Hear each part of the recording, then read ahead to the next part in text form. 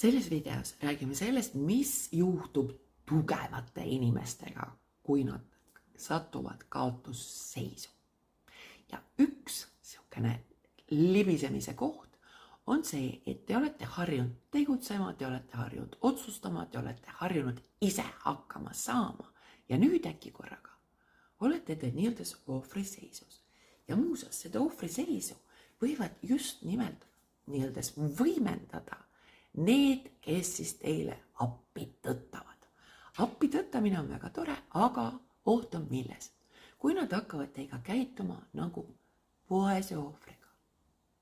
Ja kui see toimub nüüd aja jooksul, siis tegelikult nad võtavad teilt ära usu endasse. Ehk siis tekib situatsioon, et teil hakkab nii-öelda nagu identiteet muutuma tänu sellele, et teised käituvad teiega teatud viisil. Ehk siis vaene ohver, õnnetu keene, temaga nüüd on niimoodi. Hullemal juhul muidugi nad hakkavad teid vältima, mis võib-olla ei olegi väga paha tegelikult.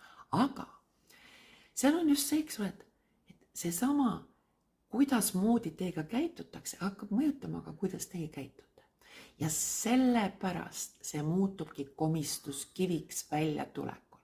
Ehk siis tuletage endale meelde, et kõik otsused, ja mõelge korraks enda elu peale, praegu koos minuga, kõik otsused, mida te olete siin elus teinud ja mis on teid edasi viinud positiivses mõttes, on nõudnud julgust, on jõudnud otsustust, on nõudnud tegutsemist.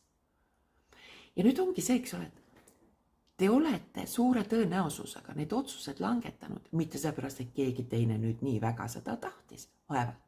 Need on välised motivaatorid, mis ei mõju pikaajaliselt ega toimi pikaajaliselt, vaid sellepärast, et teil oli kirg selle järgi.